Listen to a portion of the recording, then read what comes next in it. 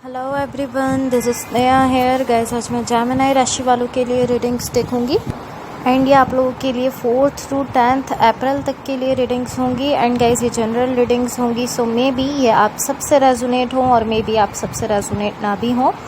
इस रीडिंग में मैं आपके पास्ट के हवाले से देखूंगी, लाइक पास्ट में क्या हुआ है, आपने किस सिचुएशन को फेस किया है। देन मैं आपकी करंट सिचुएशन के हवाले से देखूंगी, लाइक अभी क्या चल रहा है आपकी लाइफ में। एंड देन मैं आपके फ्यूचर के हवाले से देखूंगी। एंड गाइस सबसे लास्ट में मैं यूनिवर्स की तरफ से आप लोगों के लिए एनर्जीज भी देखूंगी। सो स्टार्ट करते हैं आपकी रीडिंग। सबसे पहले मैं आपको आपकी ओवरऑल एनर्जी बता देती हूँ। यहाँ मैंने ऑलरेडी आप लोगों के लिए कार्ड शफल करके रखे हैं।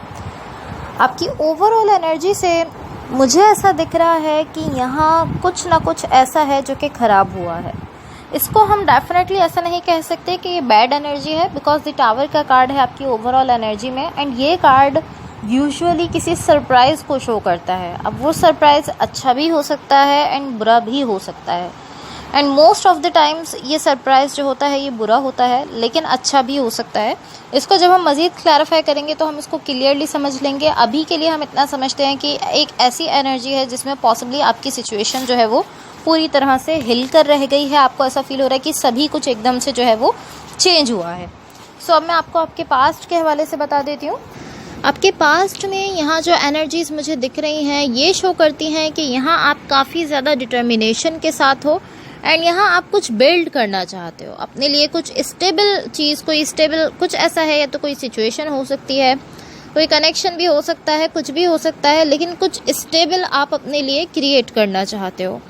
एंड इसको लेकर आपकी साइड से काफ़ी ज़्यादा डिटर्मिनेशन दिख रही है। लाइक एटलीस्ट आपने स्टार्ट कर दिया है एक ऐसी डायरेक्शन में जहाँ पर आप इस तरह की मुझे अपने लिए कुछ क्रिएट करना है, ऐसी डायरेक्शन में जाना आपने शुरू कर दिया है।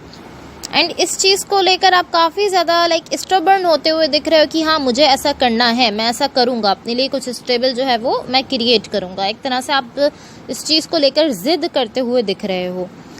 सो आई डोंट नो कि ये क्या चीज़ है जिसको लेकर आप इतनी ज़्यादा डिटर्मिनेशन के साथ दिख रहे हो। लेकिन लाइक पॉसिबली ये ऐसा भी हो सकता है कि आप कोई न्यू बिजनेस स्टार्ट कर रहे हो, सो आप उसके लिए इस तरह बिहेव कर रहे हो। आई डोंट नो, कुछ भी हो सकता है जिसको लेकर आप काफ़ी ज़्यादा डिटर्मिनेशन के साथ दिख रहे हो एंड स्टबर्न होते हुए दिख रहे हो। लेकिन एक चीज़ यहाँ मुझे क्लियर दिख रही है कि आपके सराउंडिंग में आपके मटेरियल वर्ल्ड को लेकर आप जो है वो काफ़ी ज़्यादा क्रिएटिव होते हुए दिख रहे हो। लाइक अगर आपकी जॉब, आपकी बिजनेस, इस डिपार्टमेंट को लेकर देखा जाए तो आप काफ़ी ज़्यादा क्रिएटिव एनर्जी में हो। सो ये आपकी पास्ट की एनर्जीज थी। अब आपकी करंट सिचुएशन में देखो। आपकी करंट सिचुएशन में यहाँ जो एनर्जीज दिख रही हैं, यहाँ पर काफ़ी ज़्यादा अट्रैक्शन दिख रही है।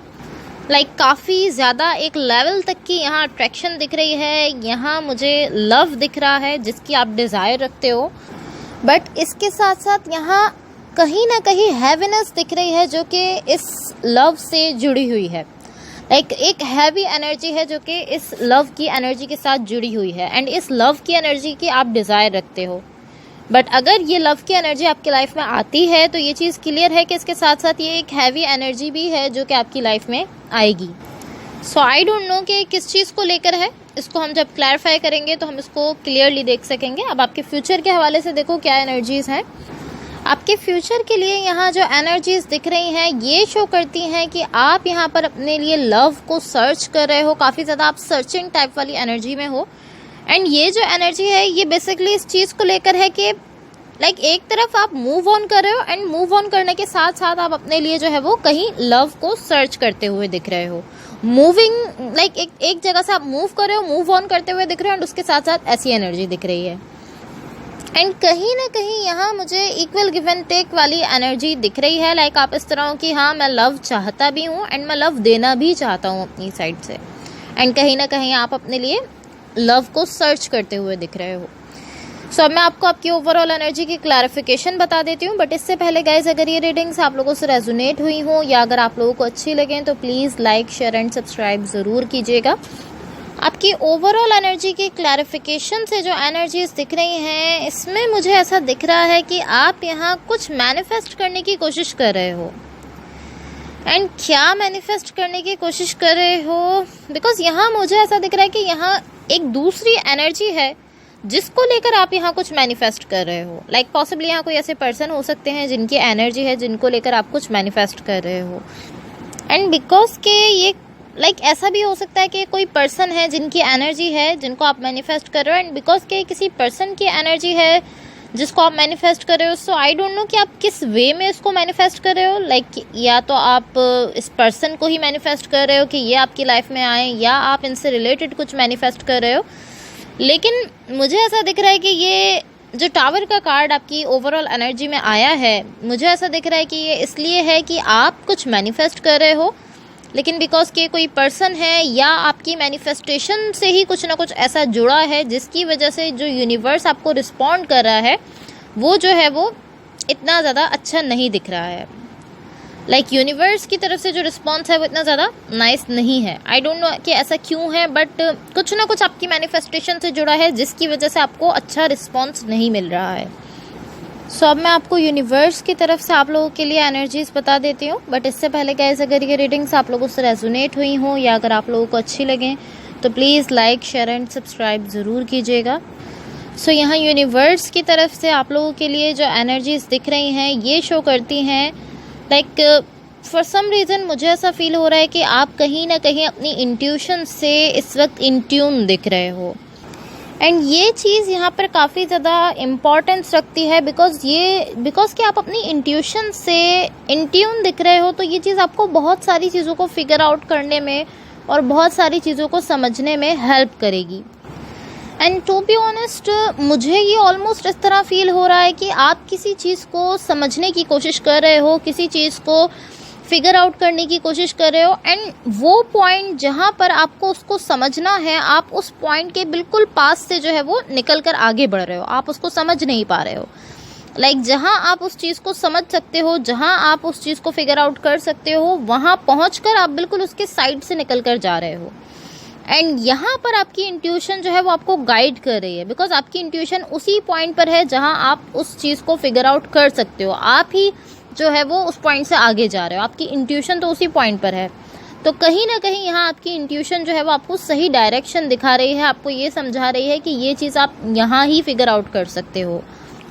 एंड अगर आपकी इंट्यूशन इस पॉइंट पर है तो उसका डेफिनेटली कुछ ना कुछ रीज़न है बिकॉज मुझे ऐसा दिख रहा है कि आपकी इंट्यूशन कहीं ना कहीं ओपन अप दिख रही है एंड ये आपको एक तरह से पॉइंट आउट कर रही है कि आपके लिए यहाँ वो चीज़ है, आप जिससे आगे जा रहे हो, आप जिस पॉइंट पर रुक नहीं रहे हो, वही वो पॉइंट है जहाँ आप इस चीज़ को क्लियरली समझ सकते हो। एंड ये चीज़ आपकी इंट्यूशन आपको गाइड करने की कोशिश कर रही है।